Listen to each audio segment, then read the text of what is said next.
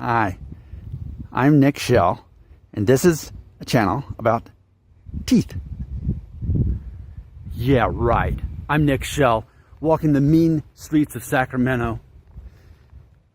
Sort of a follow-up to a video I did recently where I was, it was total clickbait, you know. Look at the back of my hair. Oh, look at my bald spot. Ugh. You know, that's clickbait. There's no emotion in it. There's no story. It's just, hey, look at this, right? And so I was looking through the comments, and someone had said something to the effect of, and this is present in the movie Despicable Me 3 that's on Netflix currently, where like the main bad guy, he has like this mullet, but then he has pretty much, you know, most of his hair, but then he's got a complete bald spot in the back of his hair, in the back of his head, complete bald spot.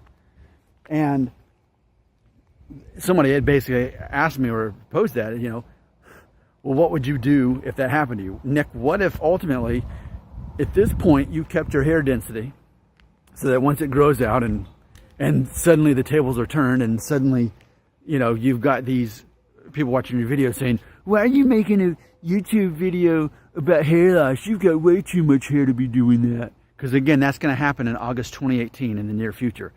All it's going to take is some length, and people are going to be asking that question again. Okay, so what if, with a normal length of hair, you know, 1.5 inches at least on top, I kept that density, right? Me being 37 right now. Let's say I kept it into my 50s. I kept this hairline, Norwood 2.5. Still going to be thinner up here, but the length will cover that. Now, what if I did that? Now I'm in my, let's travel to 20 years in the future. Now let's say I'm 57. Okay, still got the same density, still got the same hairline, but completely bald in the back. I mean, I'm talking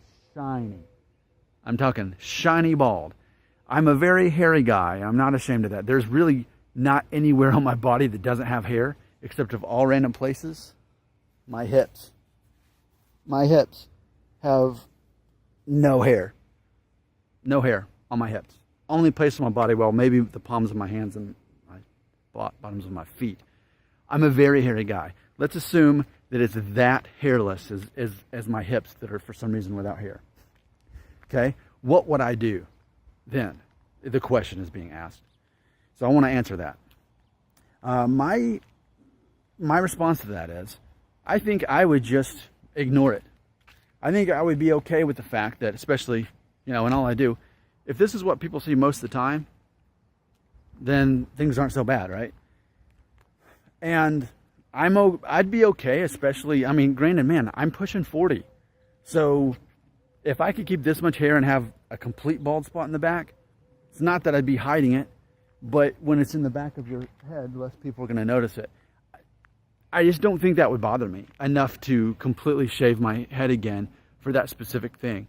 Like, if all other hair were intact up here, I don't see what it would hurt to rock a bald spot. Because again, because of my age at that point, if it happened in the next 10 years, and too, I mean, I've recently even seen that. I've seen men in that situation, and it's like, yeah, why worry about this?